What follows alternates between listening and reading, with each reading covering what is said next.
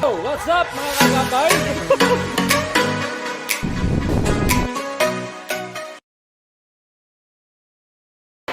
Good morning sa ating lahat, mga viewers ko, mga silent viewers at sa aking mga subscriber. Magandang umaga.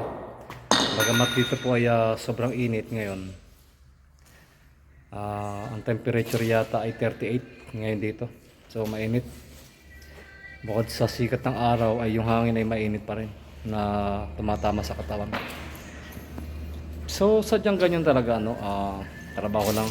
At, mas maganda ngayon na initan kaysa puro lamig. Dito kami ngayon sa job site. Ito. Bali dumating na yung aming hinihintay na mga gamit. Ito. Yung mga gamit namin na para sa instalasyon namin. Ito na yung tubo. Yan. Bali doon sa freezer doon ilalagay doon. Sa dulo doon. Tapos yung mga rubber insulation namin.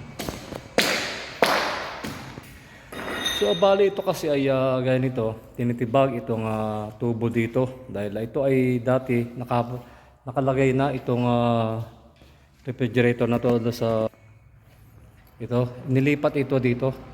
Ang mahirap kasi rito sa ganito ay gaya nito, dati yung refrigerator na yon, yung nakikita nyo ayon.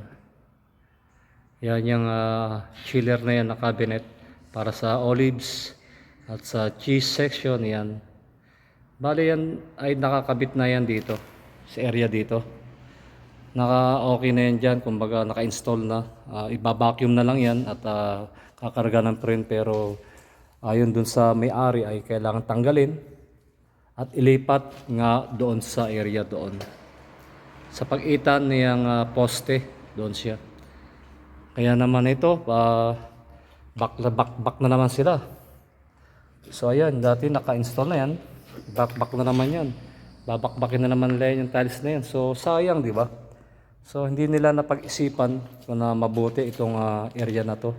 Sayang ang tiles, kumbaga. Sabagay, sa mura din kasi ng mga tiles dito, kaya ganyan na lang sila magbasag. Nakailang beses na rin kasi itong refrigerator na to ilipat bago namin ito ay ayos. Dito nagkasundo na rin na dito ilagay yung, tapos na dito bali na ay forma na rin dyan, ayaw. Ayan, hindi rin siya pamayag, hindi rin nakasundo dati na decision dito. Dito siya pupunta. Dito ihahanay ito. Ayan. Kung nasaan itong poste na to at doon, dyan siya. Ipapakita ko rin sa inyo pag ito na ikabit na namin. So ayun,